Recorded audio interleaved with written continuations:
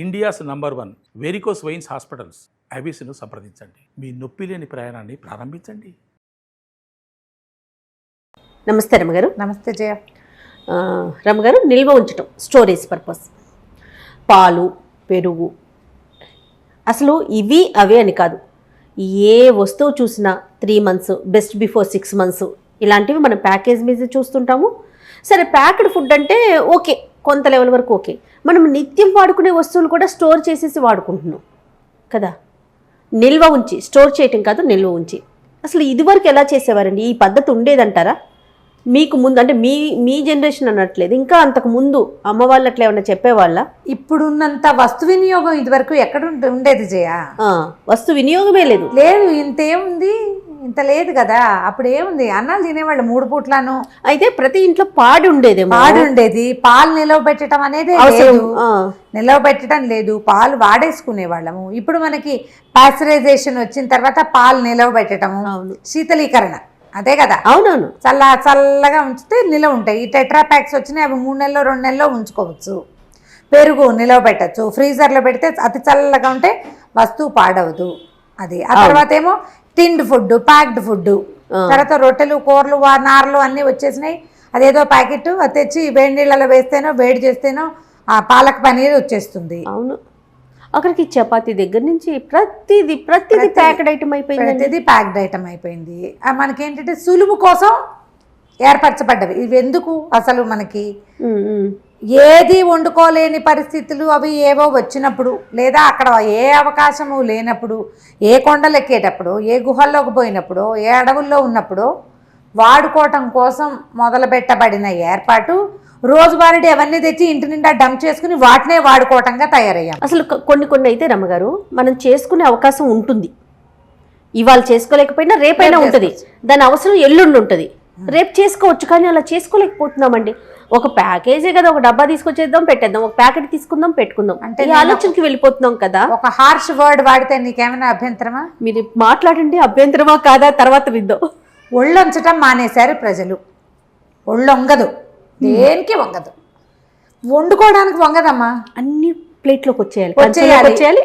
పోనీ ఏమి చేయలేవు, ఇప్పుడు ఓపిక లేదు నీకు, ఏదో తినేయాలన్న ఆసక్తి ఎందుకు? కొంచెం అన్నం వండుకుని ఆవకాయ పెరగనని తిను, అవునవును, కారం ఉప్పు కారం వేసుకుని కొంచెం నెయ్యి వేసుకుని తిను. ఎందుకు తినవు నువ్వు? పొళ్ళు ఖాళీగా ఉన్న రోజున ఒక రోజంతా పనిచేసి పొళ్ళు పచ్చళ్ళు చేసి పెట్టుకో, అవి నిలవ ఉంటాయి. తడిసిన పదార్థం నిలవ ఉండదు. అవును, నీరు పడిన పదార్థం నిలవ ఉండదు, ఉడికిన పదార్థం నిలవ ఉండదు.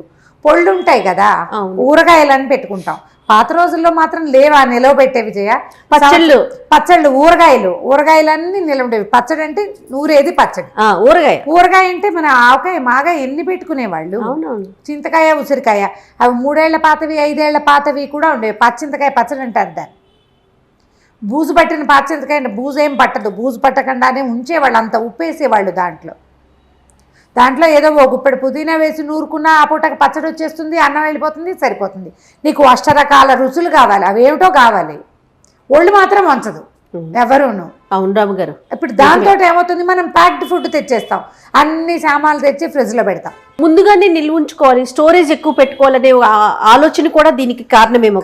ఇప్పుడు పప్పులు నిలవ పెట్టుకుంటాను జయ. నిలవ పెట్టుకునే వస్తువులు కొన్ని ఉంటాయి, ఏడాదికి ఒకసారి మొదటే పప్పులు వచ్చాయి, ఒకసారి వస్తాయి పప్పులు. అప్పుడు శుభ్రంగా బాగు చేసి ఎండబెట్టి వాటిని ఉంచుకోవాలి. బెల్లం ఇదివరకు బుట్టలతో కొనుక్కునే వాళ్ళు, నిలవ ఉంచుకునేవాళ్ళు. చింతపండు ఫిబ్రవరిలో వస్తుంది, కొన్ని నిలవ ఉంచుకునేవాళ్ళు. పాలు, పెరుగు, పంచదార అవి నిలవ ఉంచుకోరు కదమ్మా, అవి ఉంచుకోవాల్సిన అవసరం లేదు, అవి రోజువారీ వస్తాయి.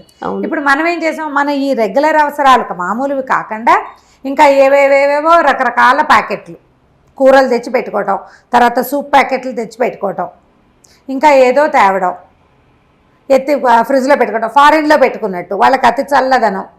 అవును, దొరకవు. వాళ్ళకి స్టోర్ రూమ్ లో ఎంత ఉంటాయి, ఎంత స్టోరేజ్ ఉంటుందండి, లోపల అన్ని టిన్నులు కనిపిస్తాయి. పెట్టుకుంటారు. పాలు టిన్సే దొరుకుతాయి, తెచ్చి పెట్టుకుంటారు. 5 లీటర్ల గ్యాలన్లు, ఇన్ని గ్యాలన్ల డబ్బాలని దొరుకుతాయి, ఆ డబ్బా తెచ్చుకుంటారు, డబ్బా అయ్యాక వాడుకుంటారు.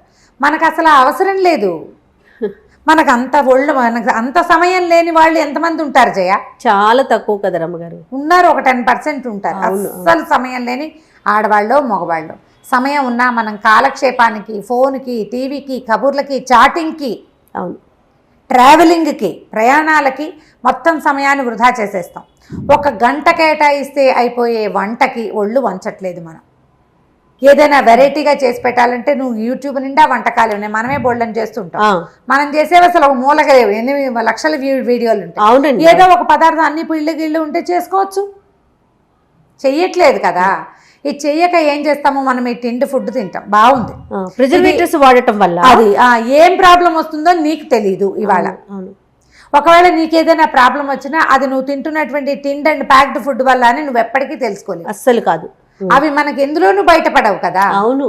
నిలవబడిన ఆహారం తింటే మామూలుగా నిలవబడితే పొట్టలు మలం నిలబడిపోయింది, 2 రోజులు మోషన్ కాలేదు, పొట్ట పాడైపోదా? ఎంత అనీజీగా ఫీల్ అవుతాం. అవునా? ఇప్పుడు నువ్వు పాలు బయట పెట్టావు, కాచలేదు, కాచి పెట్టావు, సాయంత్రం కాచల, మర్నాడు పొద్దుటిగా పాలు ఏమవుతాయి? టపక్కమని ఇరిగిపోతాయి. పెరుగు పులిసిపోతుంది.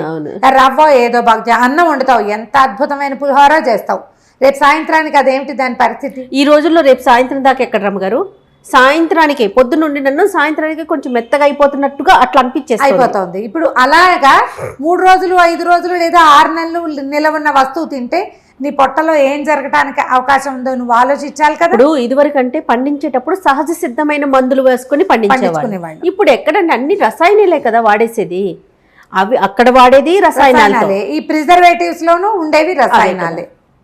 మనం ఆలోచించుకోవాలమ్మా, తప్పి తగలి ఏదో ఒకటి చేయవలసిందే అన్నప్పుడు చేయండి. ఎప్పుడో ఒకసారి రోజువారీ ఆ వ్యవహారంలోకి వెళ్ళొద్దు. ప్యాక్డ్ టిండ్ ఫుడ్స్ జోలికి వెళ్ళబోకండి.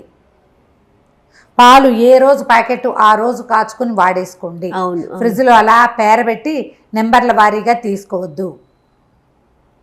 ఆలోచించాలి కదా మనం. ఖచ్చితంగా. ఇప్పుడు ఇవాళ రేపు మనకి పేరు తెలియని జబ్బులే 100,000, తెలిసిన జబ్బులు లక్షలు. మనకు తెలుసు కదా. ఈ పేరు తెలియని వాటి జోలికి అవి రాకుండా ఉండాలంటే మనం ఈ తెలిసి తెలియని పనులు చేయకుండా ఉండాలి అంతే.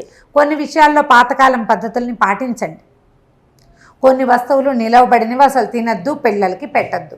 మనం కొంత ఈ జాగ్రత్త వహిస్తే అంత రోగాల బారి పడిపోకుండా ఉంటామేమో. ఇప్పుడు ఎవరికి వాళ్ళు ఆలోచించుకోవాలి.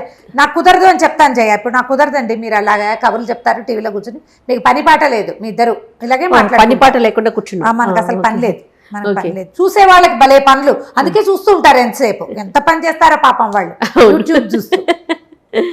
ఉపయోగపడే మాటే కదా ఇది. మీరు ఎవరికి వాళ్ళు ఆలోచించుకోండి. నేను సరిగ్గా ఉన్నానా, నేను ఎప్పుడు తరచూ పొట్ట డిస్టర్బ్ అవుతుంది, మనం ఏం ఆలోచిస్తాం, తిండి సూట్ కాలేదు అని ఆలోచిస్తాము. అవును, అది ఏం తింటున్నాము, అందులో ఏ పదార్థం. ఇడ్లీ తింటాను రోజు నేను బయట, ఇడ్లీలో పెద్ద తేడా చేసేందుకు వెళ్ళదు, దాన్ని బల్ల చట్నీలో ఉండొచ్చు అని ఆలోచించాలి. నువ్వు నీ అంతటి నువ్వు ఆలోచిస్తే కదా, నీకు ఎంతసేపు డాక్టర్ కావాలి ఇది చెప్పడానికి. ఏ డాక్టర్లు నువ్వు నిన్నేమి తిన్నావు, నువ్వు అందులో చట్నీలో అందులో నీళ్ళు పోసుంటారు, అవన్నీ వాళ్ళకి అదే పనే. మినిమం మన జాగ్రత్తలు మనం తీసుకోవాలి కదా. పోనీ కనీసం డాక్టర్ నిన్నేం తిన్నావు అంటే నువ్వు చెప్పగలగాలి కదా. పంచకోళ్ళ కషాయంలాగా ఏమిటో తింటే డాక్టర్కి ఇన్ఫర్మేషన్ కూడా ఇవ్వలేవుగా నువ్వు. అవును, పాపం వాళ్ళు మాత్రం ఏం చేస్తారమ్మా డాక్టర్లు. మనమే కుప్పలు తెప్పలుగా పేషెంట్లు, ప్రతి డాక్టర్కి 100లో ఉంటారు. అవునండి, వీళ్ళందరినీ కుశల ప్రశ్నలు డాక్టర్ కనుక్కోలేడు. మన జాగ్రత్తలో మనం ఉండాలి. మనం ఫలానా దానివల్ల ప్రాబ్లం అయిందని నువ్వు చెప్పగలగాలి. చెప్పాలంటే నువ్వేం తింటున్నావో అవగాహన ఉండాలి. ఏదో ఒకటి తీసుకుని తినేసేయద్దు. చిన్నపిల్లలకి బిస్కెట్లు పెట్టబోకండి, మీరు కూడా తినబోకండి, కొంచెం జాగ్రత్తగా ఉండాలి. వాళ్ళ బిజినెస్ అంతా ఏమైపోతుంది అని ప్రశ్నలు వేస్తారు, మన కడుపు పాడైపోతుంది కదా. ఇలాంటి ప్రశ్నలు వేయద్దు. ముందు వీటిని తినేటప్పుడు కొంచెం ఆలోచించుకోండి. ఈ కాస్త వండుకుంటే సరిపోతుంది, కొంచెం ఒళ్ళొంచి చేస్తే సరిపోతుంది. ప్రిజర్వేటివ్స్ లేని ఆహారాన్ని తీసుకోవడానికి ప్రిఫర్ చేయండి. కనీసం ట్రై చేయాలి కదా. 100% ప్రయత్నం అయితే ఉండాలి. అదే మన వల్ల కానప్పుడు కాంటబట్టయితే తప్పదు, ఇంక చేసేదేమీ లేదు. అదే ఆలోచించాలి మనం. రైట్ అమ్మగారు, నమస్తే. నమస్తే.